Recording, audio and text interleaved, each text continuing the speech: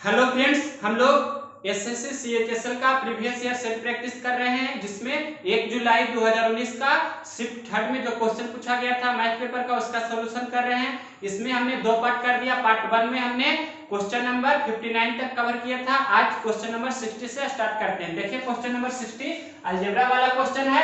x + y + z बराबर 19 दिया है, x by z बराबर 216 और ये दिया गया है। तो आपसे पूछ रहा है इसका मान। ये आप जानते होंगे इस प्रकार का फॉर्मेट वाला फार्मूला क्या होता है।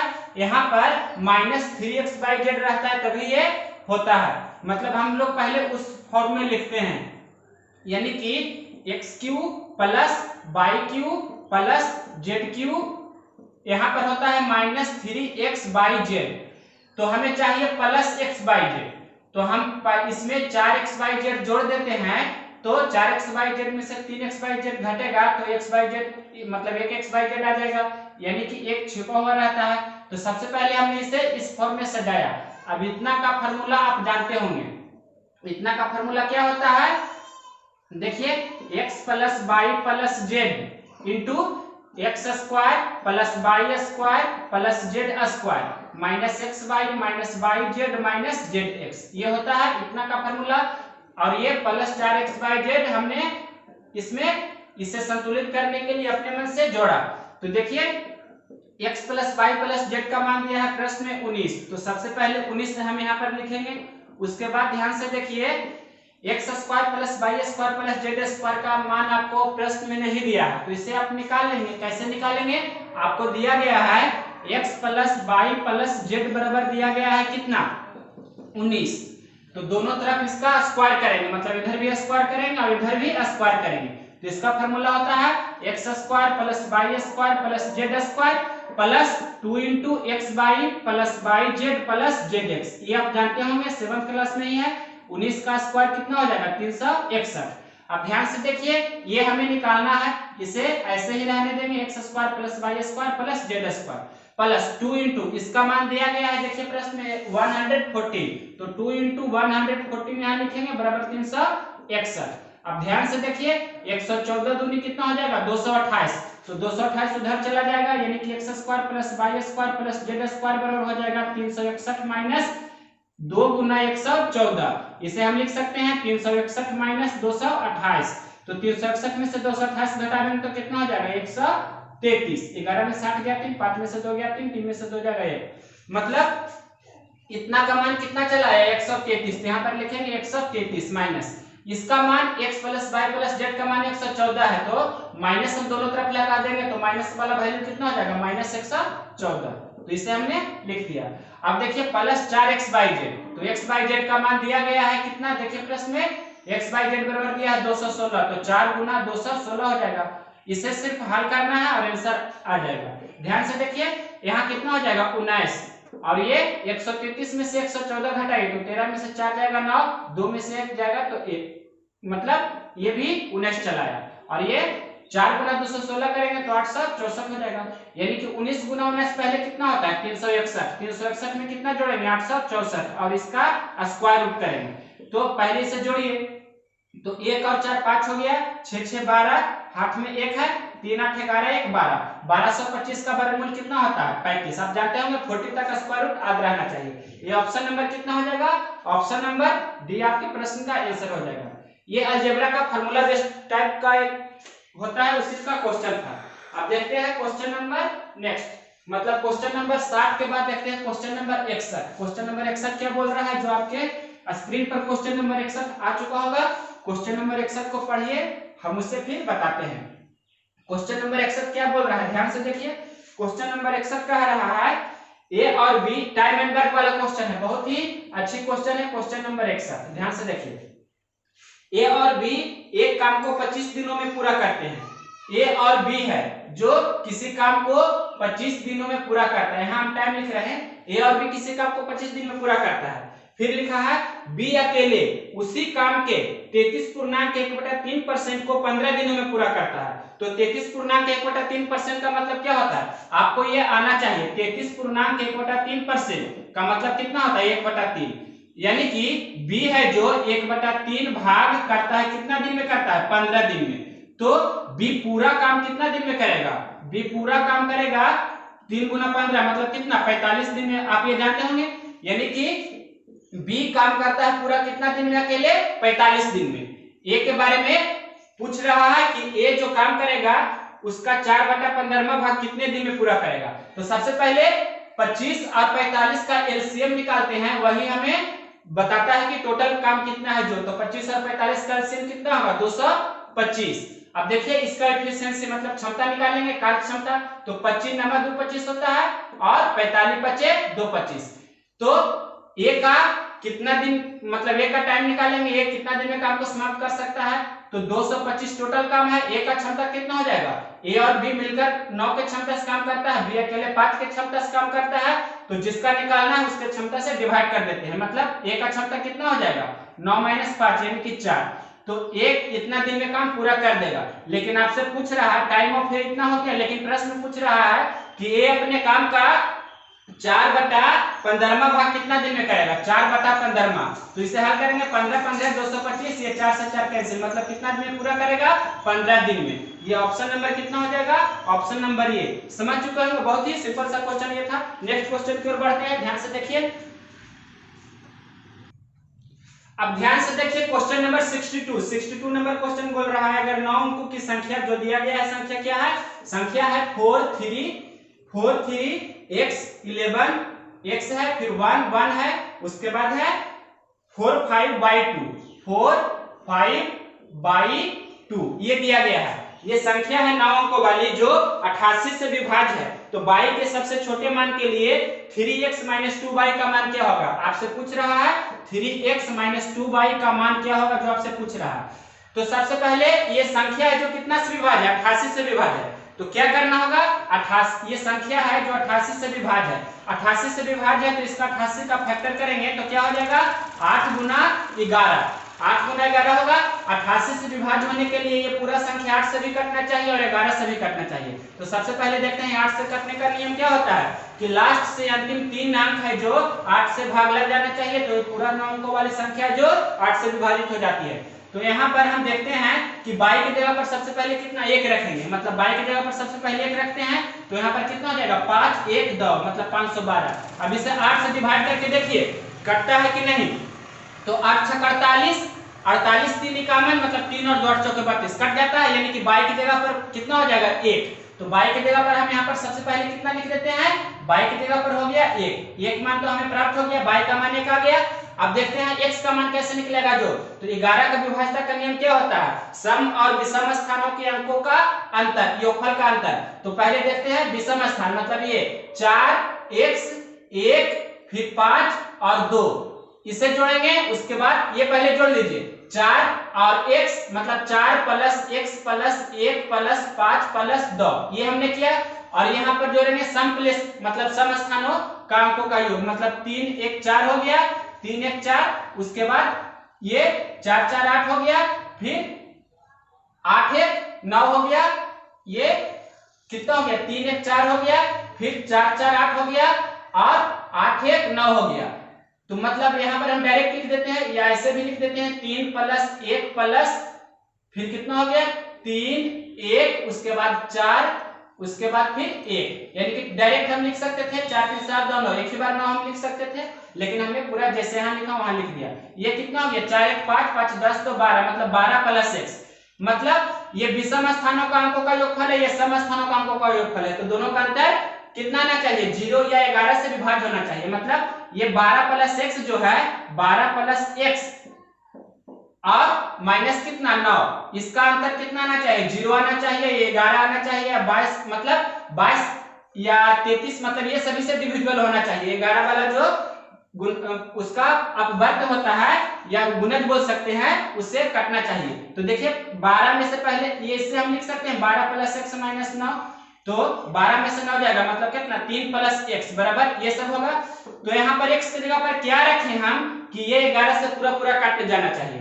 तो 3 में कितना जोड़े कि 11 से पूरा कट जाना चाहिए, हमें ये सोचना है। तो x की जगह पर हम अगर जो 8 रख दें तो 3 + 8 कितना हो जाएगा? 11, यानी कि x की जगह पर 8 रखेंगे तो 11 अपने 11 से कट जाएगा, यानी कि x का मान कितना होगा? 8। x का मान कितना होगा? 8। तो हमने x का मान भी निकाल लिया, y का मान भी निकाल लिया। अब देखते हैं, पूछ रहा है 3x - 2y, तो x का मान आ गया 8, तो 3 गुना 8, y का मान है 1, तो 8 3 24 - 2 गुना 1 2, 24 में से 2 जाएगा तो 22। आपका आंसर हो जाएगा ऑप्शन नंबर बी में है 22। अब देखते हैं क्वेश्चन नंबर 62 के बाद क्वेश्चन नंबर 63। अब देखिए क्वेश्चन नंबर 63। क्वेश्चन नंबर 63 क्या बोल रहा है, जो अगर 8x square plus y square जो लिखा है पहले लिख देते हैं, 8x square plus y square minus 12x minus 4xy plus 9 बराबर 0 है। इसमें है तो 14x माइनस 5y इतना दिया, आपसे पूछ रहा है क्या 14x माइनस 5y का मान कितना होगा जो प्रश्न में पूछा गया है। तो ध्यान से देखिए, इसे हमें ब्रेक करना है। तो देखिए 8x स्क्वायर है और x स्क्वायर वाला फॉर्मेट x वाला यहाँ है, मतलब ये है और xy है, मतलब हमें इससे पहले ब्रेक करना होगा। 8x स्क्वायर को दो पार्ट में हम तोड़कर लिख सकते हैं। यहाँ पर लिख सकते हैं 4x square plus 4x square, तो 4x स्क्वायर लिखेंगे तो 8x स्क्वायर हो जाएगा और ये कंटिन्यू आगे ऐसे ही रहेगा, मतलब y स्क्वायर माइनस 12x और ये माइनस 4xy प्लस 9 बराबर 0। अब देखिए हम 4x स्क्वायर प्लस या 4x स्क्वायर माइनस 12x और फिर लिख देते हैं y स्क्वायर, तो एक फॉर्मेट में हो गया और बचा जो दूसरा फॉर्मेट में, मतलब 4x square minus 12x plus y square, या ये वाला नहीं हम लिखेंगे माइनस 12x नहीं 4xy, अगर जो लिखेंगे 4xy ये वाला पार्ट अगर जो लिखेंगे तो हमारा एक फॉर्मेट क्वाड्रेटिक इक्वेशन का हो जाएगा। कैसे होगा तो ध्यान से देखिए, 4x स्क्वायर हमने लिखा, फिर माइनस x 4xy वाला लिखा, उसके बाद y स्क्वायर वाला लिखा। तो ध्यान से देखिए ये हमने लिख दिया, अब जो बचा उसको लिख देते हैं दूसरा फॉर्मेट में, मतलब कम ये 4x स्क्वायर फिर से लिखें, उसके बाद दूसरा हम करते हैं कितना माइनस 12x बचा और ये प्लस 9, ये दूसरा फॉर्मेट में हो गया। अब देखिए ये यहाँ पर 2x का होल स्क्वायर ये है और ये प्लस y का होल स्क्वायर है, तो यहाँ पर ध्यान से देखिए a square plus b square है, यहाँ माइनस है मतलब माइनस 2ab है, तो माइनस 2 a के जगह पर कितना 2x और b के जगह पर कितना y, ये y का स्क्वायर है, मतलब कितना ये हो गया a के जगह पर 2x और b के जगह पर y, तो a माइनस b का होल स्क्वायर का फॉर्मेट है, यानी कि 2x माइनस y का होल स्क्वायर ये है। अब ये देखिए क्या है, यहाँ पर भी देख सकते हैं, यहाँ पर 2x और यहाँ 3 दिख रहा है साफ है, यहाँ 2x का स्क्वायर है, यहाँ 3 का स्क्वायर है, तो 2x माइनस 3 का ये होल स्क्वायर है, या नहीं तो ऐसे लिख सकते हैं 2a भी होता है, मतलब 2a और b की जगह पर 3 लिखेंगे तो 2 दूनी 4 के 12x हो गया। अगर जो समझना है डिटेल से तो यहाँ डायरेक्ट लिख रहे हैं कि 2x माइनस 3 का ये होल स्क्वायर है बराबर 0, इतना आप डायरेक्ट लिख सकते थे इससे, लेकिन हमें समझाना था तो इतना आपको बताएं। अब यहाँ देखिए ये रूल होता है कि अगर जो वर्गों का योगफल 0 हो तो जो जिसका वर्ग होता है उसको हम 0 के इक्विवेलेंट लेते हैं, मतलब इतना बराबर 0 करेंगे और इतना बराबर 0 करेंगे, यानी कि 2x माइनस y बराबर 0 और यहाँ से 2x माइनस 3 बराबर 0, तो यहाँ से 2x बराबर 3 मतलब x का मान कितना चला गया 1.5 या 3/2 जिसे बोलते हैं। अब देखते हैं यहाँ पर x का मान यहाँ हम रख देते हैं, मतलब 2x बराबर पहले y हो गया और x का मान कितना 3/2 बराबर y, यानी कि 2 से 2 कैंसिल हो जाएगा तो y का मान 3 चला गया, y का मान 3 और x का मान 3/2। आपसे पूछ रहा है 14x माइनस 5y, तो 14x का मान 3/2 और 5y है, y का मान 3 है, तो ये देखिए 2 7 14, तो 7 21 माइनस 15 कितना चला गया 6। ऑप्शन नंबर कितना है, ऑप्शन नंबर है ये ऑप्शन नंबर 6 है, जो ऑप्शन नंबर डी में है, मतलब डी नंबर ऑप्शन आपका आंसर हो जाएगा। अब देखते हैं क्वेश्चन नंबर 64।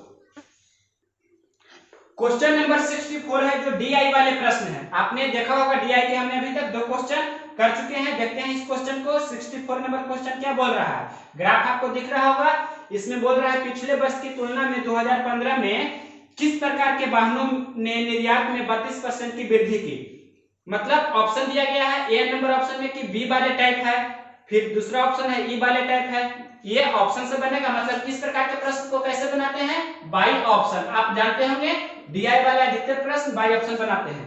तो सबसे पहले इसे देखते हैं, पहला ऑप्शन में कितना है, मतलब ए नंबर ऑप्शन में है बी टाइप के बारे में देखना है कि बी टाइप में 32% वृद्धि हो रही है या नहीं।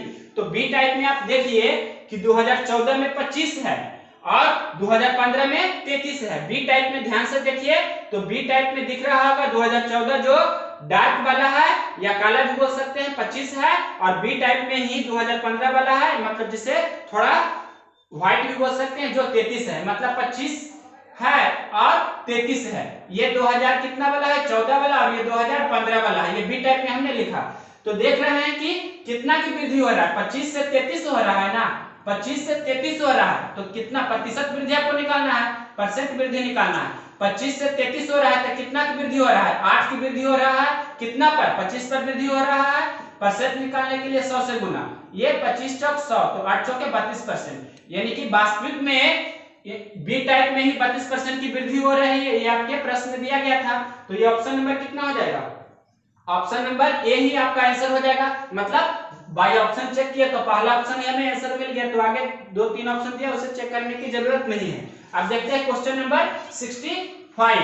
क्वेश्चन नंबर 65 ध्यान से देखिए, x प्लस y बराबर कितना दिया है 7, x इंटू y बराबर कितना दिया है 10, और आपसे पूछ रहा है 1y(x cube plus 1y cube, इसका मान पूछ रहा है। तो इसका दोनों तरीका आपको बता देते हैं। पहला तरीका होता है जिसका नाम होता है heat and trial method. Heat and trial मतलब इसे आप हिट करना होगा कि 7 6 एक 7 होता है, 4 3 7 होता है, 5 2 7 होता है, तो यहाँ गुना करके भी 10 होना चाहिए, ऐसा रखना है। जैसे 6 एक हमने लिया तो 6 गुना 1 करेंगे तो 6 होता है, मतलब 10 नहीं हुआ तो ये नहीं होगा।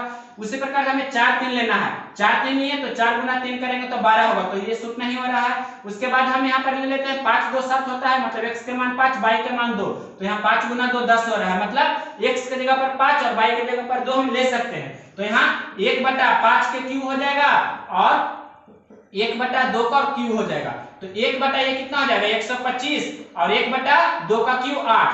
अब इसे हल कीजिए तो एलसीएम इतना ही लिख देते हैं 125 गुना 8, ये 8 गुना 1 8 हो जाएगा, 125 गुना 1 125 हो जाएगा। तो 125 में 8 जोड़ेंगे तो कितना हो जाएगा 133, 125 गुना 8 करेंगे तो कितना होगा 1000। तो 3 अंक बाद दशमलव देंगे, मतलब 0.133। ये आपका ऑप्शन नंबर कितना है, ऑप्शन नंबर ध्यान से देखिए, ये ऑप्शन नंबर है सी नंबर ऑप्शन आपका आंसर हो जाएगा। लेकिन इसका दूसरा तरीका आपको बताते हैं। दूसरा तरीका होता है फार्मूला मेथड, पहले मिटाते हैं। ध्यान से देखिए इसका दूसरा तरीका, क्वेश्चन नंबर 65 का मेथड सेकेंड, इसे फार्मूला मेथड बोल सकते हैं। दिया है x प्लस y बराबर 7, आपको x इंटू y बराबर 10 निकालना है, 1y(x cube plus 1y cube, जो निकालना है हम डायरेक्ट लिखते हैं 1y(x cube plus 1y cube आपको निकालना है। तो इसे हल करेंगे, एलसीएम इतना इंटू इतना हो जाएगा, मतलब x cube into y cube हो जाएगा, यहाँ पर y क्यूब गुना 1 तो y क्यूब हो जाएगा, प्लस x क्यूब गुना 1 तो x क्यूब हो जाएगा। अब ध्यान से देखिए, इसे हम सजाकर अगर जो लिखें तो सजाकर लिखेंगे तो क्या हो जाएगा, यानी इस x cube plus y cube भी लिख सकते हैं। यानी कि आप ये जानते होंगे a प्लस b लिखा है तो b प्लस a लिखा है तो इसे हम a प्लस b भी लिख सकते हैं। यानी कि 3 प्लस 2 लिखा है तो इसे 2 प्लस 3 भी लिख सकते हैं प्लस में, लेकिन माइनस में ऐसा नहीं लिखते हैं। यहाँ पर प्लस है y cube plus x cube, तो इसे सजा के लिखें x cube plus y cube, और नीचे x इंटू y का, यानी कि इस पर होल पर पावर 3 दे सकते हैं। अब देखिए a cube plus b cube जो फार्मूला होता है वो लगा देंगे, क्या होता है x प्लस y का whole cube minus 3xy into x plus y, आप ये जानते होंगे a cube plus b cube बराबर a प्लस b का whole cube minus 3ab into a plus b होता है, और नीचे x इंटू y का होल क्यूब है। अब सीधे मान भरना है और आंसर आ जाएगा। x प्लस y कितना दिया है, x प्लस y दिया है 7, तो कितना हो जाएगा 7 का क्यूब। अब देखिए माइनस 3xy, xy का मान कितना है 10, मतलब 3 गुना 10, x प्लस y का मान कितना है 7, तो गुना 7 बटा xy का होल क्यूब, तो xy का मान कितना है 10, तो 10 का होल क्यूब। बस इसे हल कीजिए तो 7 का क्यूब मतलब 7 गुना 7 गुना 7 कितना होता है 343, ये 3 गुना 7 21 और 1 0 10 है। तो अब देखिए 10 का क्यूब 1000, 343 में से 210 घटाएंगे तो 3 में से 0 जाएगा 3, 4 में से 1 जाएगा तो 3, 3 में से 2 जाएगा तो 133 बटा 1000, 3 अंक बाद दशमलव हो जाएगा, मतलब 0.133। ये आपके प्रश्न का आंसर हो जाएगा ऑप्शन नंबर सी जो यहाँ पर आया था। इसे आप समझ चुके हैं। क्वेश्चन नंबर ये था 65। नेक्स्ट क्वेश्चन देखते हैं। अब देखिए क्वेश्चन नंबर 66 है जो ज्योमेट्री वाले क्वेश्चन है, बहुत ही अच्छी क्वेश्चन है। देखते हैं क्वेश्चन नंबर 66। ओ केंद्र वाले किसी वृत्त में एडी एक व्यास है और एसी एक जीवा है। जैसे क्वेश्चन बोल रहा है वैसे हम फिगर ड्रा करते हैं। ओ केंद्र वाले वृत्त है तो सबसे पहले हमने एक वृत्त बनाया। ये ओ केंद्र वाले एक वृत्त हो गया जिसका हमने यहाँ पर केंद्र दे देते हैं, इसका नाम केंद्र और यहाँ ही देते हैं, इसका नाम क्या है ओ। सबसे पहले हमने ये लिखा ओ केंद्र वाले वृत्त है। इसका व्यास हम कर देते हैं, इसका व्यास मान लिए कि ये है जो व्यास है, केंद्र हम यहाँ कर देते हैं। ये वो केंद्र वाले कोई वृत्त है जिसका ए और डी व्यास है, इतना आप समझ चुके होंगे। ए डी व्यास है, फिगर बड़ा बनाया है ताकि आप समझ सके। वो केंद्र वाले वृत्त में ए और डी व्यास है। फिर आगे बोल रहा है कि और एसी एक जीवा है, तो एसी मतलब हम ऐसे ड्रा कर सकते हैं तो ये जीवा हो जाएगा। जीवा क्या होता है किसी भी वृत्त में, ये जीवा होता है, ये जीवा होता है, ये जीवा होता है, और केंद्र से हो तो अगर जो खींचेंगे तो ये व्यास हो जाएगा, मतलब जीवा खींचना है एसी। तो इसे हम इस प्रकार ड्रा किए, इसका नाम दे दिए सी। एसी क्या हो गया जीवा। अब आगे देखिए बोल रहा है एसी पर कोई बिंदु बी इस तरह है कि वो भी 5 है। यहाँ पर कोई बिंदु बी ले लेते हैं, ये जो बिंदु हमने ले लिया इसका नाम दे दिए बी। तो वो भी इस प्रकार हम अगर जो मिला देंगे, इस प्रकार मिलाएं तो इसका नाम है ओ बी। ये कितना सेंटीमीटर है 5, आपके प्रश्न में दिया गया है वो भी 5 सेंटीमीटर का है। फिर आगे देखिए क्या बोल रहा है, जो आगे आपके प्रश्न में क्या लिखा है ध्यान से देखिए। आगे बोल रहा है कि ओ बी 5 सेंटीमीटर और कोण ओ बी ए 60 डिग्री है। कोण ओ बी ए मतलब ये वाला कोण है जो कितना है 60 डिग्री है। सबसे पहले जो दिया है लिख दिए ओ बी ए, ये वाला कोण है 60 डिग्री। आगे देखिए और अगर बी ओ सी 60 डिग्री हो, बी ओ सी, तो सबसे पहले हमें इसे इस प्रकार से हमें मिलाना होगा सी के साथ, यानी कि कंस्ट्रक्शन किए ओ को सी से मिलाएं तो डी ओ सी ये वाला कोण कितना दिया है 60 डिग्री। आपके प्रश्न में दिया गया है डी ओ सी 60 डिग्री दिया है और पूछ रहा है बीसी की लंबाई। ये बीसी की लंबाई कितना होगा जो पूछ रहा है। ध्यान से देखिए इसमें कुछ नहीं करना है, हम दो कलम मतलब एक ग्रीन कलर का स्केच है इससे समझाते हैं दोनों से। ध्यान से देखिए बहुत ही अच्छी क्वेश्चन है। सबसे पहले हम इसे यहां से भी ड्रा कर देते हैं, मतलब इसे हम मिला देते हैं, सी को डी से मिलाया। आप जानते हैं सबसे पहले क्या कि किसी भी सरल रेखा पर 180 डिग्री का कोण बनता है, इसका यूज करेंगे। कैसे यूज करेंगे जो देखिए ये कितना है 60 डिग्री, तो पूरा यहां से यहां कितना होगा 180 डिग्री होगा, 180 डिग्री होगा ये, तो ये कितना हो जाएगा 120 डिग्री, मतलब ये वाला भाग होगा जो कितना होगा 120 डिग्री। ये समझे होंगे आप, इतना समझ चुके होंगे कि ये वाला भाग होगा जो 120 डिग्री होगा। अब देखिए आगे हम क्या कर रहे हैं, जो अर्धवृत्त का कोण समकोण होता है, मतलब ये जो वृत्त अर्धवृत्त मतलब ये जो व्यास है इसके परिधि पर जो ये कोण बना रहा है, तो ये वाला कोण कितना होगा 90 डिग्री। आप जानते होंगे कि ये वाला कोण यहाँ पर बनेगा जो कितना होगा 90 डिग्री। ऑटोमेटिक आपको ये आना चाहिए अर्धवृत्त का कोण समकोण होता है। तो देखिए क्या कंसेप्ट लगा रहे हैं, जो अर्धवृत्त का कोण समकोण होता है मतलब 90 डिग्री हो गया। अब हम क्या बताने जा रहे हैं, ध्यान से यहाँ समझने वाली बात है कि ये 120 डिग्री हो गया और ये कितना हो गया 60 डिग्री। नेक्स्ट क्वेश्चन में हम क्या करने जा रहे हैं, ध्यान से ही यही चीज हमें समझना है। क्या समझना है, यहाँ 90 डिग्री हो गया, हम बड़ा ट्रायंगल में देखना चाह रहे हैं, मतलब इस ट्रायंगल में देखना चाह रहे हैं, तो क्या आपको दिख रहा है, ध्यान से देखिए,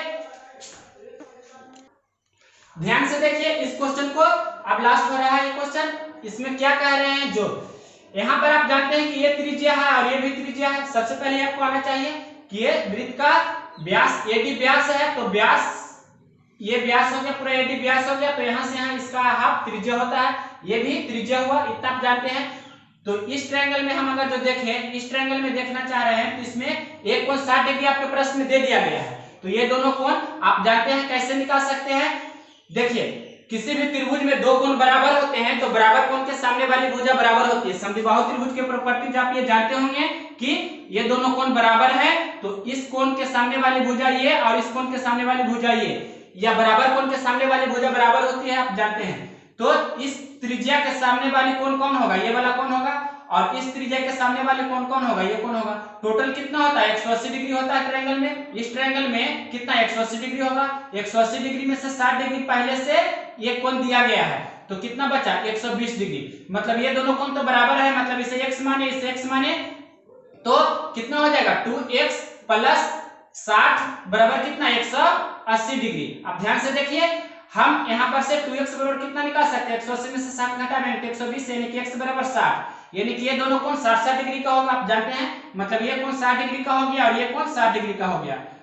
इतना आप समझ चुके हैं, यानी कि तीनों कोण जब 60 डिग्री का हो गया तो इसे बोल सकते हैं, ये कोण और ये कोण तीनों कोण 60 डिग्री का हो गया तो इसे आप बोलते हैं क्या, इक्विलैटरल ट्रायंगल, मतलब समबाहु त्रिभुज। आप ये कंसेप्ट जानते होंगे कि किसी भी त्रिभुज का तीनों कोण 60 डिग्री का होता है तो इसे समबाहु त्रिभुज बोलते हैं, मतलब ये हो गया समबाहु त्रिभुज। अब इसके बाद देखिए क्या कंसेप्ट लगाने जा रहे हैं, जो ये पूरा यहाँ से यहाँ 90 डिग्री है, मतलब ये होल कितना है 90 डिग्री है, 90 डिग्री में से ये वाला भाग 60 डिग्री है तो ये वाला भाग कितना होगा, ये वाला भाग 30 डिग्री होगा। आप इतना समझ चुके होंगे, टोटल यहाँ से यहाँ 90 डिग्री है जिसमें से ये वाला भाग 60 डिग्री है तो ये वाला भाग कितना होगा, 30 डिग्री होगा।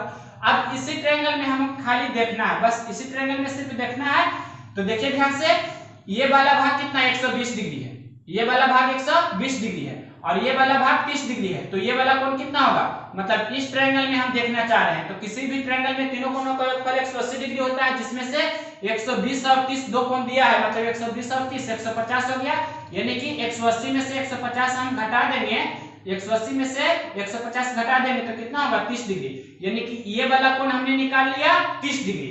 अब देखते हैं कि ये ट्रायंगल में दो कोण हो गया, ये कोण भी 30 डिग्री का, ये कोण भी 30 डिग्री का, तो ये भी समबाहु त्रिभुज हो गया। तो बराबर कोण के सामने वाली भुजा बराबर होती है, मतलब इस 30 डिग्री के सामने वाली भुजा ये होगी और इस 30 डिग्री के सामने वाली भुजा ये 5 सेंटीमीटर दिया है जो, तो ये 5 सेंटीमीटर है तो ये वाला भी कितना होगा 5 सेंटीमीटर होगा। इसे आप मौखिक बना सकते हैं, ठीक है। अब देखिए क्वेश्चन 67, क्वेश्चन नंबर 67, दूसरा क्वेश्चन देख लीजिए 5 centimetre, option number B number था। हमें बार बार मिटाना पड़ रहा है तो वीडियो पॉज करके मिटाते हैं, उसके बाद ही क्लिक करते हैं। देखिए क्वेश्चन नंबर 67, एक आदमी अपनी आय का 72% खर्च करता है, आय का 72% खर्च करता है, इसका मतलब आप समझते होंगे कि उसका आय कितना है, आय 100 है तो खर्च कितना कर रहा है, खर्च कर रहा है 72, तो बचत कितना होगा आप जानते होंगे 28%, लेकिन प्रश्न में दिया गया है, आप पहले ये लिख लीजिए बचत कितना होगा, बचत होगा 28, ये तो आप समझ चुके होंगे।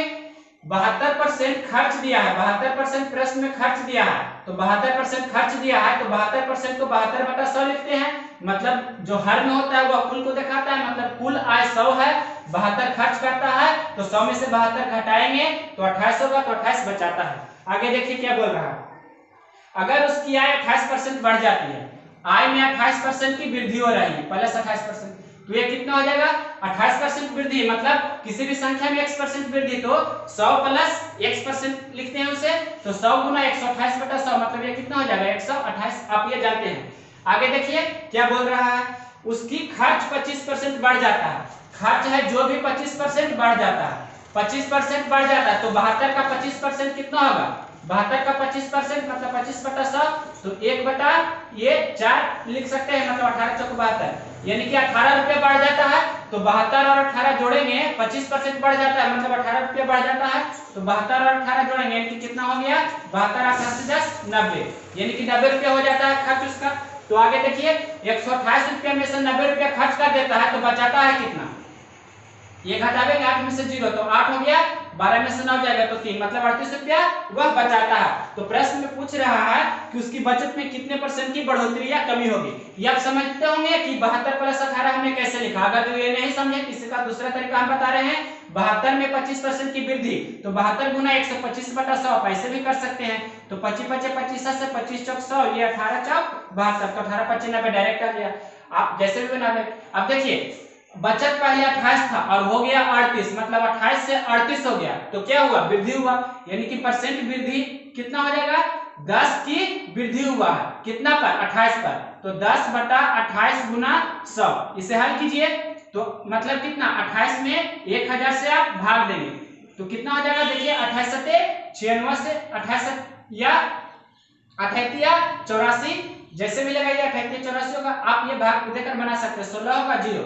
अब यहाँ 28 25 4 से 28 6 और 27 से ज्यादा हो जाएगा, 28 25 7 से लगाते हैं।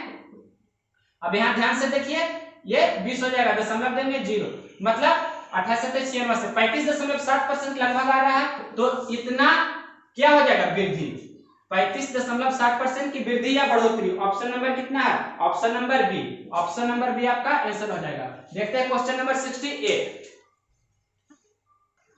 अब जल्दी से देखिए क्वेश्चन नंबर 68 है। 68 नंबर क्वेश्चन है जो डीआई वाले प्रश्न है। ये डीआई वाले प्रश्न है। आपने 3 क्वेश्चन डीआई का देखा, ये लास्ट क्वेश्चन डीआई वाला है। 2015 में निर्यात किए गए ए, बी और डी प्रकार के वाहनों की औसत संख्या। 2015 में बोल रहा है ए, डी और ई का औसत निकालना है, औसत संख्या। उसी प्रकार से 2014 में क्या बोल रहा है, जो ध्यान से देखिए 2014 में ई प्रकार के वाहनों की संख्या से x% कम थी।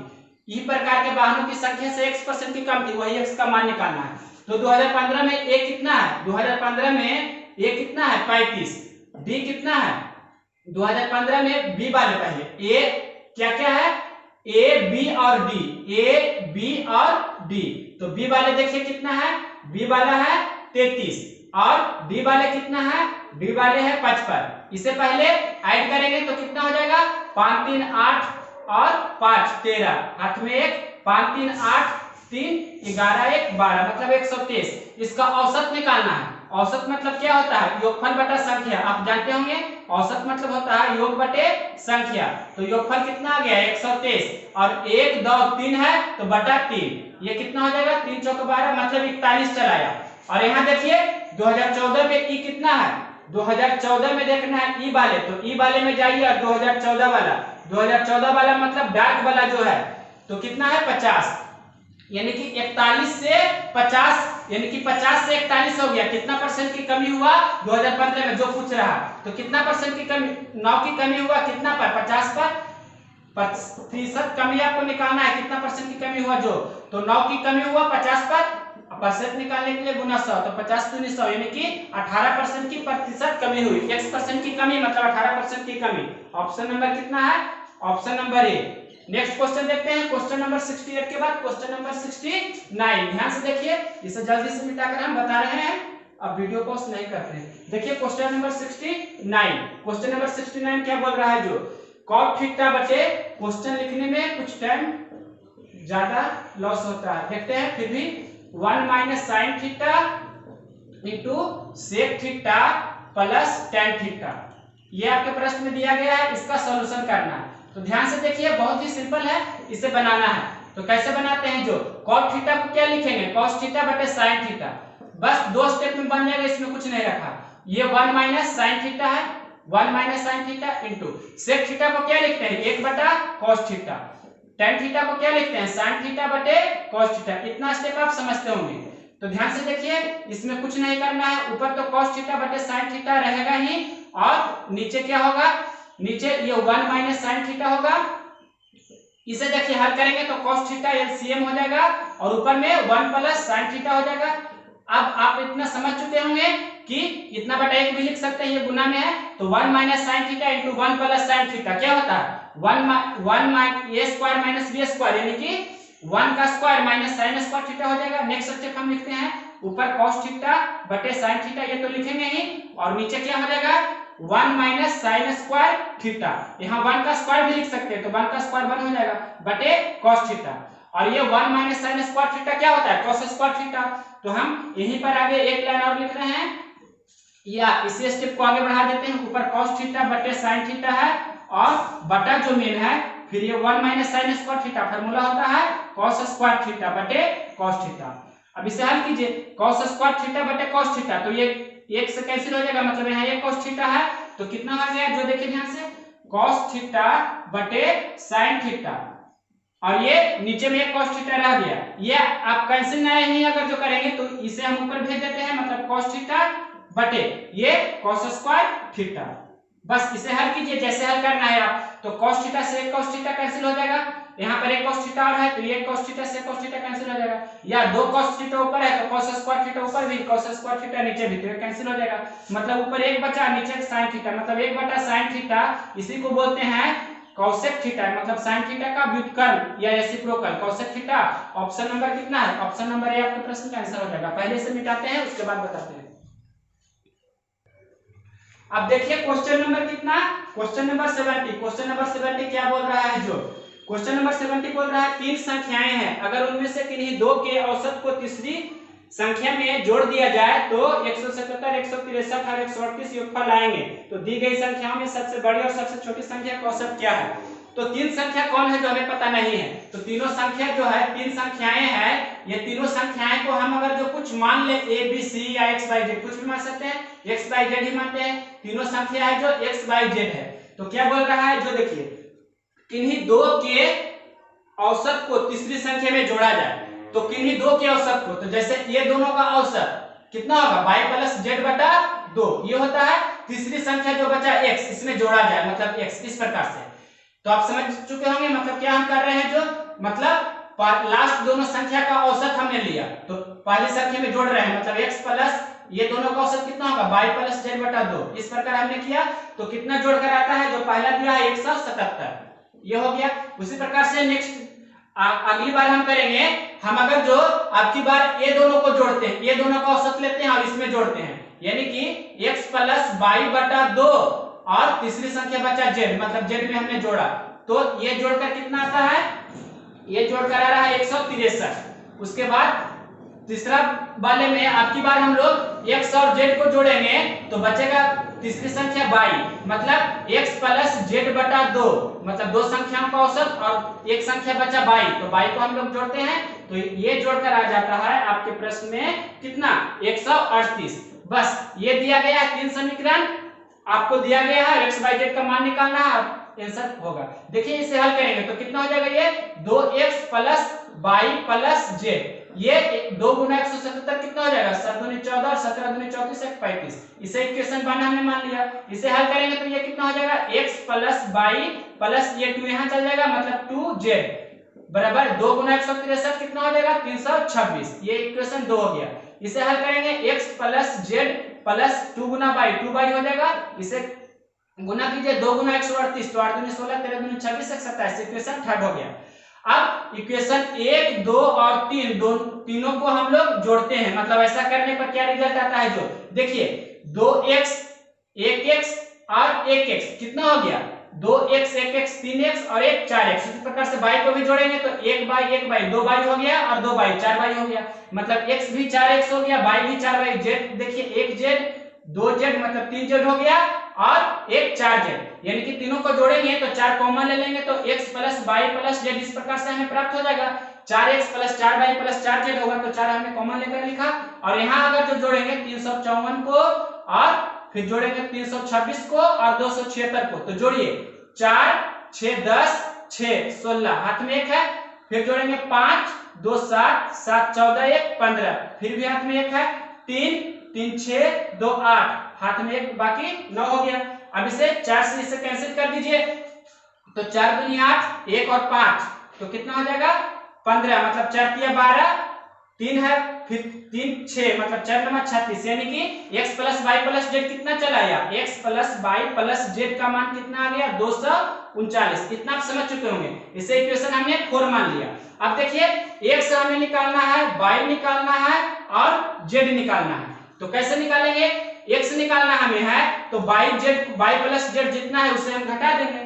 तो ध्यान से देखिए कैसे इसे बनाएंगे, जो या आप डायरेक्ट यूज कर सकते हैं, x हमें निकालना है तो y प्लस जेड मतलब इससे हम इसमें से इसको घटा देंगे, समीकरण 1 में से समीकरण 4 को घटाएंगे तो क्या मिलेगा, देखिए 2x प्लस वाई, इस इधर हम लिखकर आपको बता रहे हैं 2x plus Y plus Z बराबर कितना है, एक हम बता देते हैं, बाकी डायरेक्ट शॉर्ट में कर देंगे। ये समीकरण 1 लिखा और समीकरण 4 कितना है, x plus Y plus Z, तो इसे घटा, ये कितना दिया है 239, घटाइए तो घटाने पर चिन्ह पलट जाता है, ये 2x में से 1x जाएगा तो 1x बचा, plus y minus y plus z minus z cancel हो जाएगा, 354 में से 239 घटा देंगे, 14 में से 9 जाएगा 5, यहाँ 4 में से 3 जाएगा तो 1 हो गया और 3 में से 2 गया 1, मतलब x का मान कितना चला है 115। इसी प्रकार से आपको बनाना है। उसी प्रकार से हमें क्या निकालना है, y अगर जो निकालना है तो क्या करेंगे, x और z को घटाएंगे, x प्लस जेड का मान जो है यहाँ रख देंगे तो y निकल जाएगा। तो x प्लस जेड वाला कौन है, ध्यान से देखिए, समीकरण 1 का हमने यूज कर लिया, अब समीकरण 2 और 3 बचा, तो समीकरण 2 में 3 में देखिए आपको दिख रहा है x प्लस जेड है, समीकरण इसमें दिख रहा है x प्लस जेड है, यानी कि 276 में से 239 घटावेंगे तो 2 बाई बराबर उतना होगा, मतलब 2 बाई बराबर कितना होगा, 276 में से 239 घटाइए तो 16 में से 9 जाएगा तो कितना होगा 7, फिर यहाँ पर 6 हो गया, 6 में से 3 जाएगा तो कितना होगा 3, मतलब कितना हो गया 37। फिर से देखिए इसमें से इसको हम घटा रहे हैं, इसे हम मिटाकर इधर समझा देते हैं। जल्दी से देखिए हम इसे भी बता देते हैं। आपको क्या निकालना है, x निकालिए, y निकालना, तो y कैसे निकलेगा, जो y हमें निकालना है तो x और z को घटाना होगा, तो ये हमें इसमें मिल रहा है, मतलब x देखिए इसे भी बता ही देते हैं, x plus z plus 2y बराबर कितना है 276, मतलब तीसरा में से चौथा को घटा रहे हैं, तो चौथा वाला कितना है x प्लस, यहाँ पर x plus y plus z को लिख सकते हैं, x plus z plus y, यहाँ z लिख देते हैं, यहाँ y लिख देते हैं, ये कितना है 239। अब इसे घटाइए, घटाएंगे तो साइन पलट जाएगा, plus x minus x plus z minus z, 2 by में से 1 बाई होगा, 276 में से 239 घटाएंगे 16 में से 9 जाएगा तो 7 होगा, 6 में से 3 गया 3, बाई कितना चला है 37। अब इसे हमें करने की जरूरत नहीं है, x बाई z में से x और y हो गया 115 137, जो z कितना होगा, मतलब यहीं पर x कितना हो गया 115, y कितना हो गया 37 और प्लस z बराबर 239 है, तो 115 और 37 को जोड़िए, 7 5 12, 11 3 14, 1 15, 152 प्लस z बराबर 239, यानी कि अगर जो हम 239 में से 152 को घटा देंगे तो z का मान कितना हो जाएगा, 239 में से 152 को घटा देंगे तो 9 में से 2 गया 7, यहाँ 13 में से 5 गया 8, 1 में से गया 0, यानी कि 87।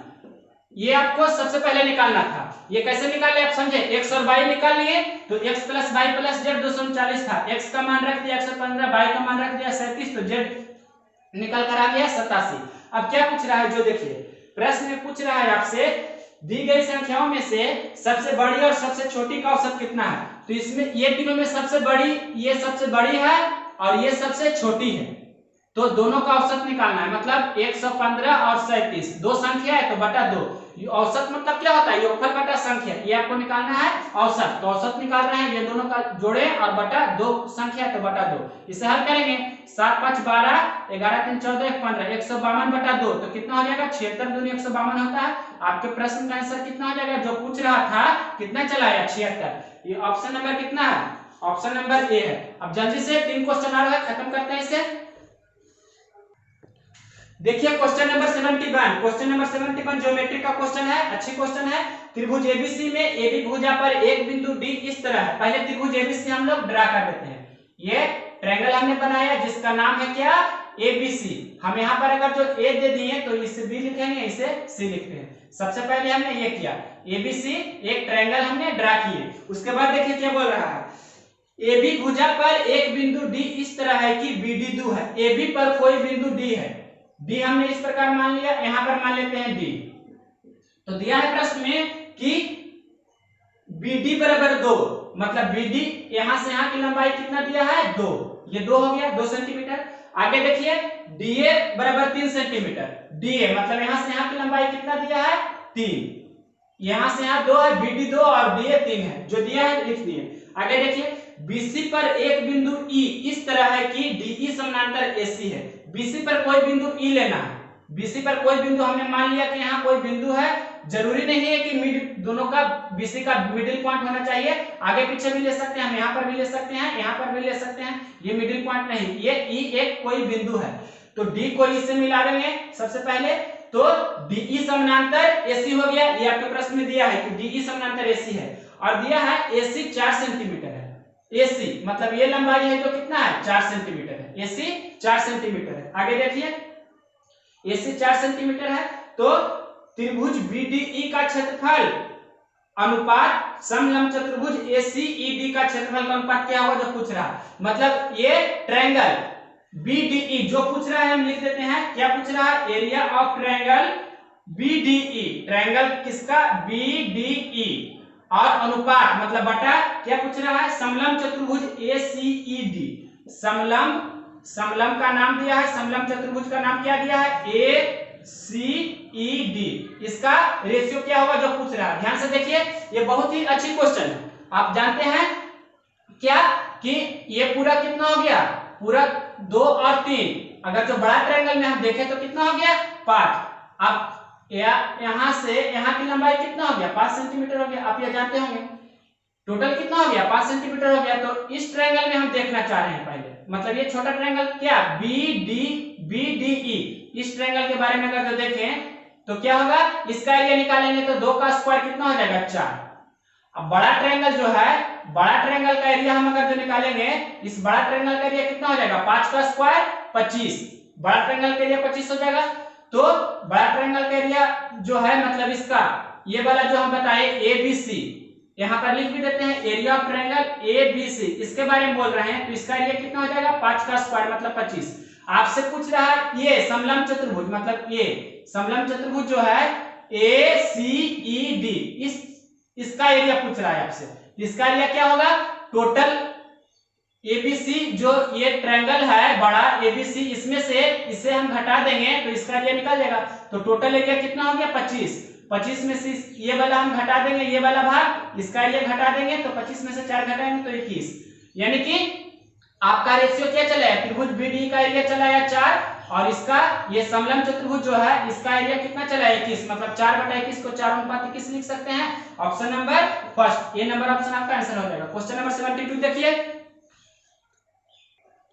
देखिए क्वेश्चन नंबर 72, हमने पहले से क्वेश्चन लिखा है टाइम बचाने के लिए। देखिए क्या बोल रहा है क्वेश्चन नंबर 72। क्वेश्चन नंबर 72 बोल रहा है, अगर इतना दिया गया है और थीटा है जो 0 से 90 डिग्री, मतलब ये यहाँ 0 डिग्री होता है, ये 90 डिग्री होता है, यानी कि प्रथम चतुर्थांश में थीटा है जो पहला चतुर्थांश में, और पहला चतुर्थांश में 6 त्रिकोणमितीय अनुपात जो भी होता है, sine cos tan cosec sec और कॉट, सभी इसमें ऑल पॉजिटिव होता है, आप जानते होंगे। तो इतना आप समझ चुके होंगे, थीटा है जो पहला चतुर्थांश में है। cos थीटा को अगर जो हम समझने के लिए cos थीटा को x मान लें तो क्या हो जाएगा, 2x square minus 5x plus 2 बराबर 0।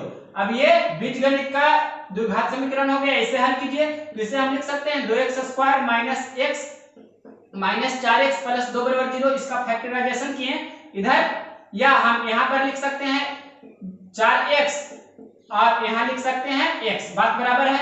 इधर लिखे इधर minus 4x minus 1x minus 5x हो गया। अब यहाँ पर से 2x कॉमन ले लेंगे तो x माइनस यहाँ कितना हो जाएगा, यहाँ पर हो जाएगा 2। आप समझ रहे हैं, 2x कॉमन लेते हैं x हो जाएगा, यहाँ कितना से गुना करेंगे 4x हो जाएगा। यहाँ पर माइनस से कॉमन लेंगे तो x माइनस 2 हो जाएगा बराबर 0। अब x माइनस 2 हम कॉमन ले लेंगे तो हो जाएगा 2x माइनस 1 बराबर 0।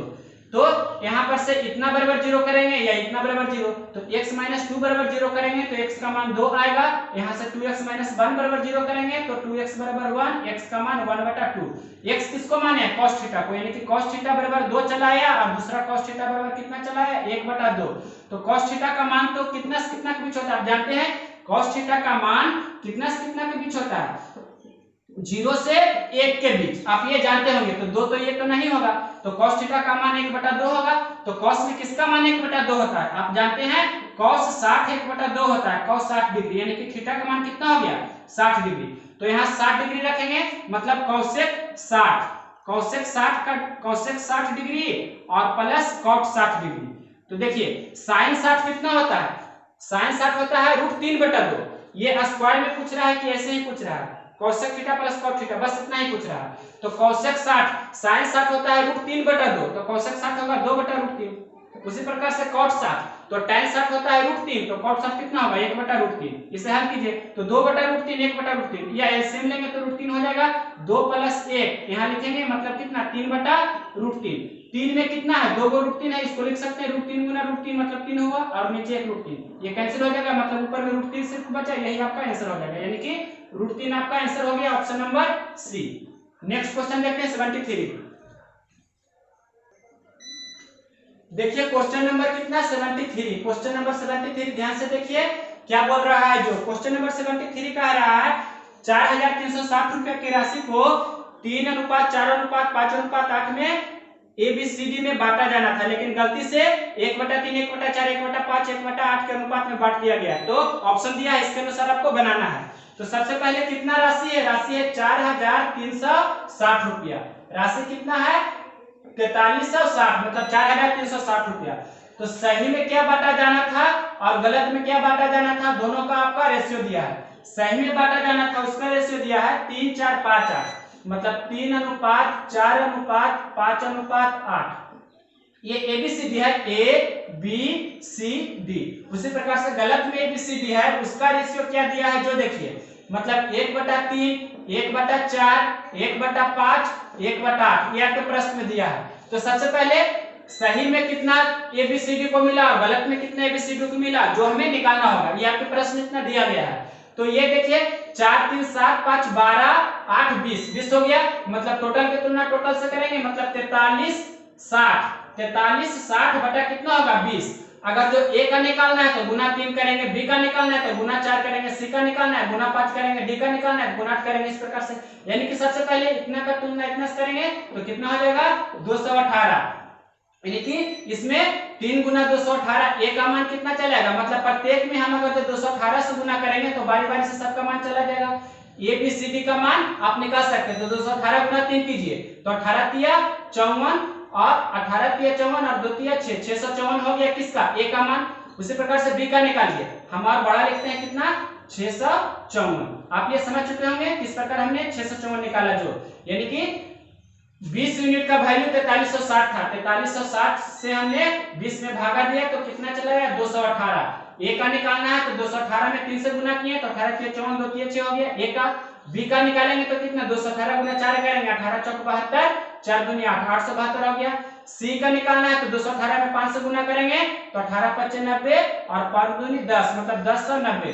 D का निकालना है तो इससे गुना करेंगे 8 8 64, हाथ में कितना 4, 1090 और थोड़ा इधर ही लिखते हैं 872 और इधर लिखते हैं ताकि ये 1090 था। अब ध्यान से देखिए क्या लिखना है, हमें डी वाले लिखना है। तो डी वाले को गुना करेंगे 8 8 64, हाथ में 6, अब ये 1 गुना 8, 8 हुआ, 8 6 14, हाथ में 1 है, 8 दूनी 16 और 1 15, मतलब 1544। फिर से गुना करके देख लीजिए 8 8 64, हाथ में 6, 1 1 8 87 168, और ये गुना गलत किया हुआ है इसलिए फिर से हम देख रहे हैं 8 8 64 के 4, हाथ में 6, 8 एकम 8 से 14 4 बाकी 1, 8 दूनी 16 और 1 कितना होगा 17 होगा।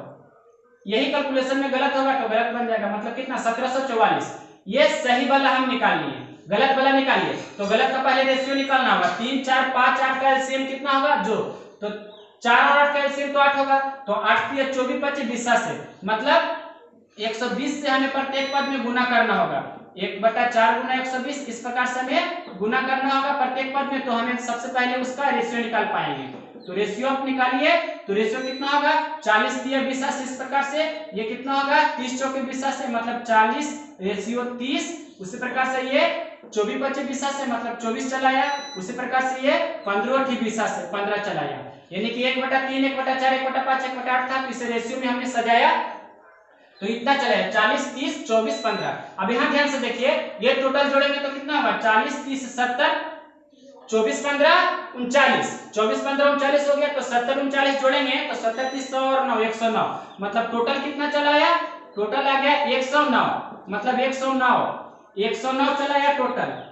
इधर लिखते हैं 109 यूनिट का वैल्यू कितना दिया है 4360, तो 1 यूनिट का वैल्यू 4360 बटा 9, यानी कि 4360 बटा कितना करेंगे, ये जोड़कर आया 109, तो 109। जैसे यहाँ पर लिखे थे 4360 बटा ये कितना टोटल था 20, तो 4360 बटा 20 किए 218 आया, फिर 218 में का निकालना 300 गुना किए, फिर बी का निकालना तो 400 गुना किए। उसी प्रकार से गलत वाला निकालना चाह रहे हैं तो टोटल कितना आ गया 109, तो इतना बटा 109 करेंगे तो कितना होगा, ध्यान से देखिए इसे हम काटते हैं तो 109 में कितना से भाग लगाएंगे 4360 में, ये पूरा पूरी कट जाना चाहिए। तो 10 चौक 40, तो कितना होगा 9 चौक 36, 10 चौक 40 3 43, कैंसिल हो रहा है, मतलब 40 बार में कैंसिल हो रहा है, 4 बार में कैंसिल हो रहा है पूरा पूरी। तो आप यहाँ पर से देख रहे हैं कि 40 से हम लोग प्रत्येक पद में गुना करेंगे, प्रत्येक पद में 40 से गुना करेंगे तो हमें ABCD का गलत मान पता चल जाएगा। तो 40 से गुना करेंगे तो 4 चौक 16, मतलब 1601 को, B को कितना 4 1200, C को 24 चौके 96, मतलब 960, D को कितना, ये D है तो D को कितना होगा जो 1/8 था तो 15 चौके 60, यानी कि 600। अब देखिए जो अब ऑप्शन से देखना है, सही में A को मिला 654 और गलत में A को मिला 1600, सही में A को मिला 872 और गलत में B को मिला 1200, सही में C को मिला 1090, गलत में C को मिला 960, सही में D को मिला 1744 और गलत में D को मिला 600। ऑप्शन से देखिए, बी को 318 रुपया अधिक मिला, पहला ऑप्शन टेस्ट करें। इसके बाद चलना है बाई ऑप्शन। इतना करने के बाद आपको बाई ऑप्शन चलना है। तो सबसे पहले देखते हैं बी के बारे में। तो बी को 878 रुपया सही में मिला और गलत में 1200। तो क्या ये 1200 में से 872 घटावेंगे हम। अगर जो 1200 में से 872 घटाइए तो 10 में से 2 गया 8, यहाँ 9 में से 2 गया, 9 में से 7 जाएगा तो 2 हो जाएगा, 11 में 7 गया 3, कितना चला है 328। 10 में से 2 गया 8, 9 में से 7 गया 2, 11 में 7 गया 3, मतलब कितना, ये कितना ज्यादा ले रहा है 328 रुपया, 328 रुपया अधिक, जबकि प्रश्न में दिया है 318 रुपया। तो पहला ऑप्शन था जो तो कैंसिल हो गया, दूसरा ऑप्शन में बोल रहा है, मतलब ए नंबर ऑप्शन तो कैंसिल हो गया।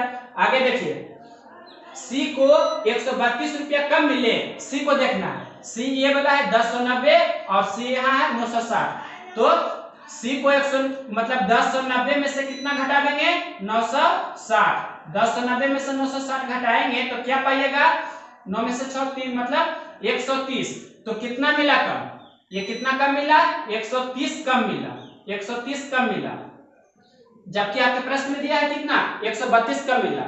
और ये बी को कितना अधिक मिला, इतना 328 अधिक मिला था। तो पहला ऑप्शन भी गलत हो गया, दूसरा ऑप्शन भी गलत हो गया, आप देख रहे हैं। तीसरा ऑप्शन देखते हैं सी नंबर में, ए को 956 रुपया अधिक मिला। तो ए को देखिए 654 था और मिला 1600। तो 1600 में से घटावेंगे कितना 654। तो 10 में से 4 गया 6, 9 में से 5 गया 4, यहाँ 15 में से 6 गया 9, 946 रुपया अधिक मिल रहा है ए को, मतलब 16। देखिए आप ये समझ चुके होंगे कि 600 सही में मिल रहा था 654 और गलत में मिल रहा है 1600। तो कितना अधिक मिल रहा है 946 अधिक मिल रहा है। यानी कि प्रश्न में जो दिया है आपके ऑप्शन में 956 अधिक, यहाँ 946 है। तो ये सी ऑप्शन भी गलत हो जाएगा। तो ऑटोमेटिक डी ऑप्शन आपका आंसर हो जाएगा। डी चेक कर लीजिए, दिया है डी को 1144 रुपया कम मिले। तो डी को देखिए 1744 सही में मिला और गलत में 600। तो 1744 में से 600 आप घटाइए तो कितना होगा 1144। तो ये तो क्लियर है कि 1744 सही में मिल रहा था, गलत में मिल रहा है 600, मतलब 1144 कम मिल रहा है। तो ऑप्शन नंबर डी सही है, यानी कि क्वेश्चन नंबर 73 का ऑप्शन नंबर डी आपका आंसर हो जाएगा। इतना बारीकी से आपको क्वेश्चन नंबर 73 हमने समझाया। बस लास्ट 2 क्वेश्चन है, मात्र 5 मिनट में खत्म करेंगे। देखिए